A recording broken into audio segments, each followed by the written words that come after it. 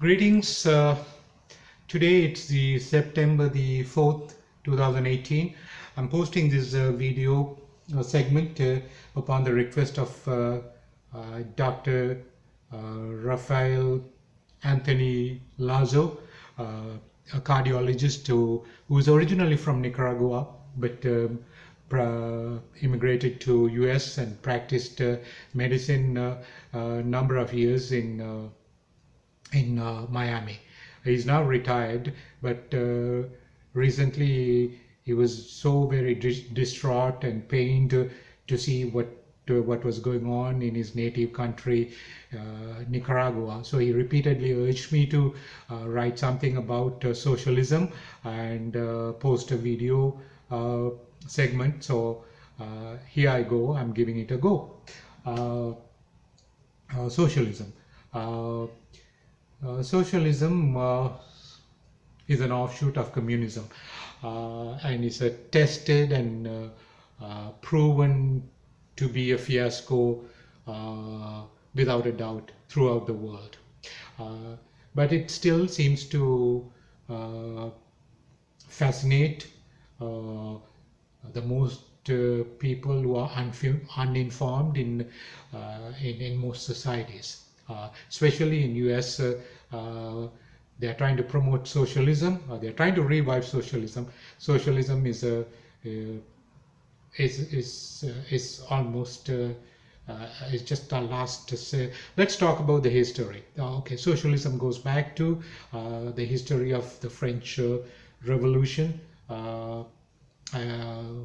that lasted from 1789 to 1799, a period of far-reaching social and political upheaval in France and its colonies that lasted for about 10 years.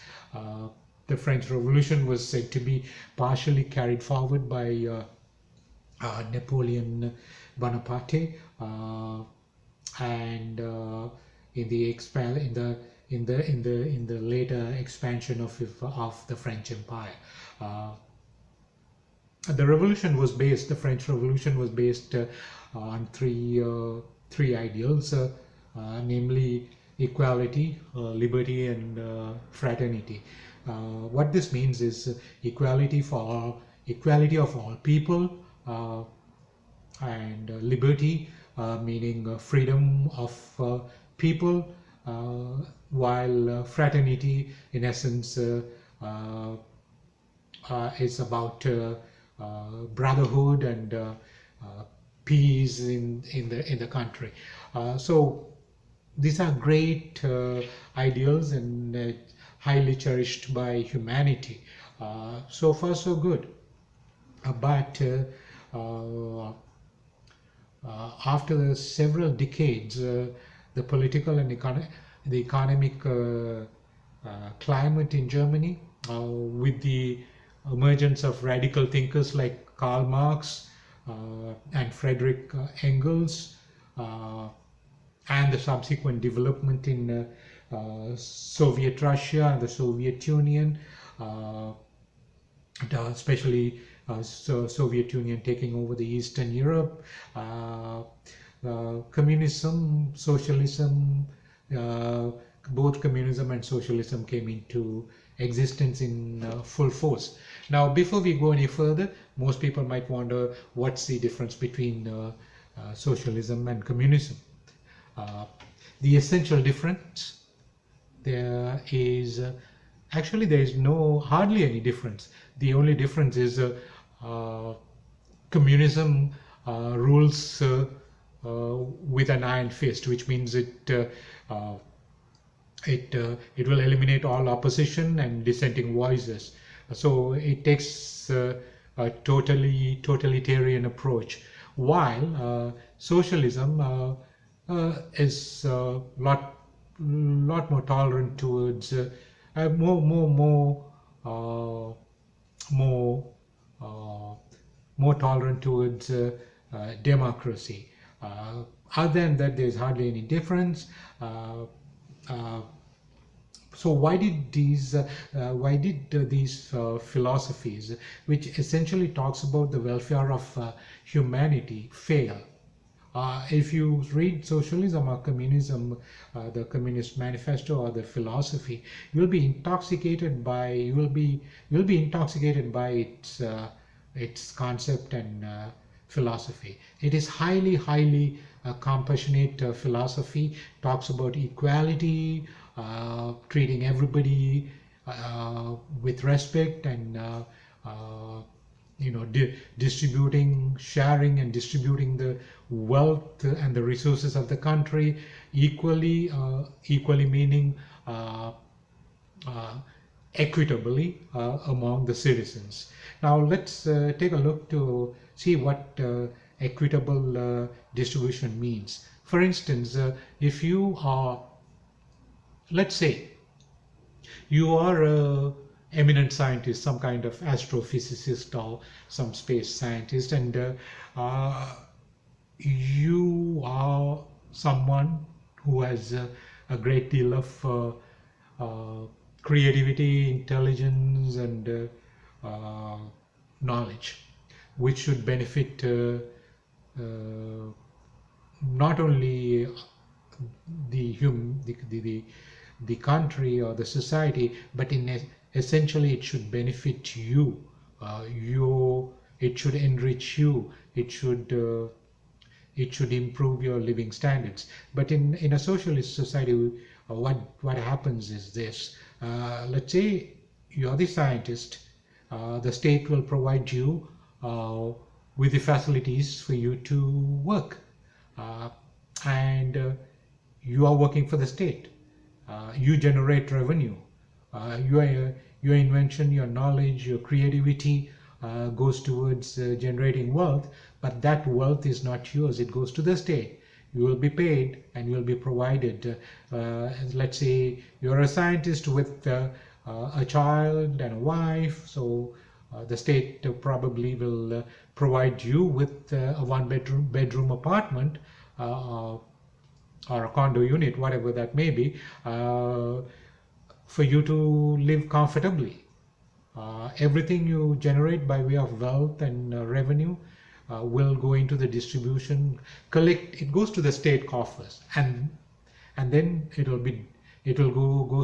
goes to the collective welfare and well-being of the society and the members of the society. So you hardly benefit, other than the fact you are provided everything that you need. You don't see.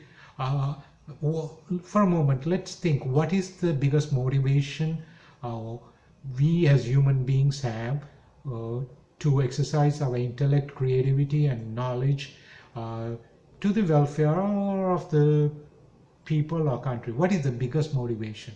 The biggest motivation in anything we do is money. Money is the biggest motivating factor, the force. When that is taken away, you no longer have the motivation. So now in socialist state, creativity is eliminated. Individuals work, they're owned by the state.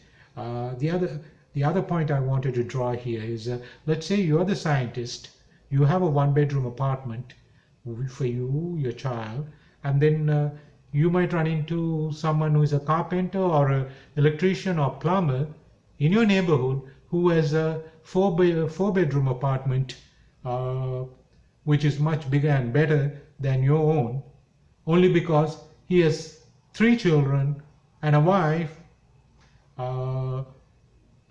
So the state provides a much bigger dwelling to someone who is a carpenter. Or I'm not trying to diminish anybody's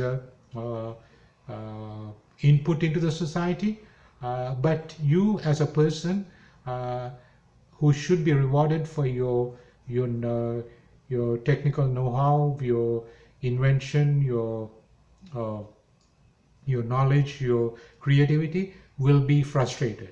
Your motivation will be gone. Now that said, That's number one in a socialist state. Now, this is I'm only outlining. I'm only trying to outline two main reasons uh, that brought about the downfall of socialism all over the world. Now, number two, socialism focuses on investment. Socialism does not focus on it overlooks investment. Wealth needs to be multiplied, invested. And in a socialist state, everything is state controlled. There is no room for private entrepreneurship.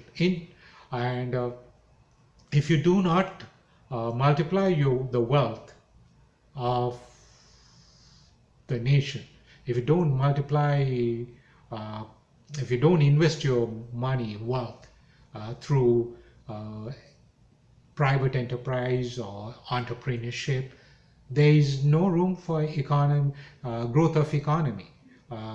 So that said, the economy will be in doldrums. So that's exactly what happened to socialist countries that pursued socialist policies. And having said that, strangely, Soviet Russia has learned its lesson after 1991, the Soviet disintegration. Russia has made a huge shift, moving away from socialism. Now they are, the Russian state has opened up private enterprise and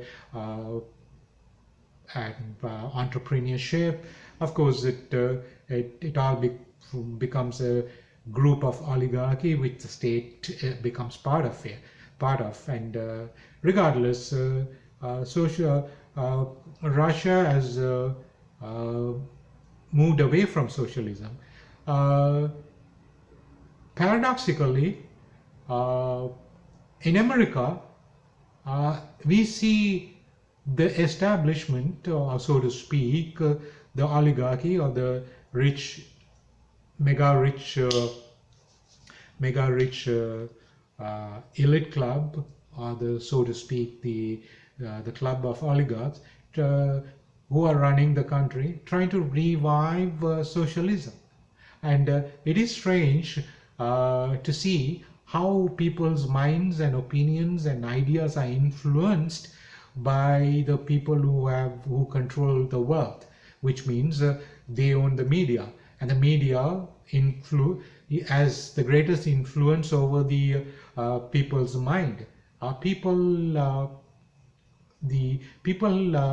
Most people are misinformed by the disinformation disseminated by the media, working for the club of oligarchs. Now that's what's happening in US. Now that said, the failure of socialism. Think for a moment. Can you name one country in the entire world that has flourished and done so well and improved and raised the living standards of its people? There is none. Period. There is none. So that said, you need to look no further. Look at a country like Nicaragua. What happened to the oil-rich Venezuela? What happened to Cuba? And what happened to all the other Eastern European countries that was under the iron fist of the Soviet Union? And so just having seen all these glaring realities, it is so heartrending to see in America a vast majority, I wouldn't say a vast majority, probably close to half the American population do not understand. And they are supporting this socialist nightmare that the establishment is trying to revive for their own benefit. And one thing people need to understand, the rulers in a socialist state, they are never ever affected.